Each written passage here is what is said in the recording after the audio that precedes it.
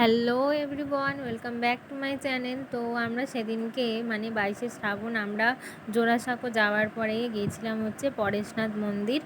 এত অপূর্ব জায়গা না, মানে কি বলবো, বলে বোঝানো যাবে না। আর সত্যি কথা বলতে কলকাতায় হিডেন প্লেস, এক কথায় এত সুন্দর। আর ওখানে পাশাপাশি অনেকগুলো মন্দির আছে।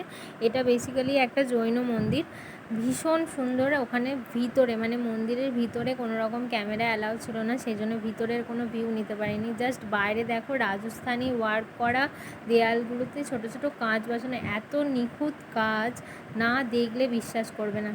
তো আমি চেষ্টা করছি তোমাদেরকে দেখানোর কিছুটা। আর ওখানে আশেপাশে যে যে মন্দিরগুলো গেছিলাম তারও কিছু কিছু ভিউ নিয়েছি, সেগুলো আমি এই ভিডিওতে শেয়ার করছি। এই প্লেসটা হচ্ছে কলকাতার মানিকতলা। আর মানিকতলা রোড থেকে নেমে ওখান থেকে কিছুক্ষণ হেঁটে গেলেই আমাদের পরেশনাথ মন্দির। খুব সুন্দর, একবার অবশ্যই ভিজিট করো আর দেখতে থাকো।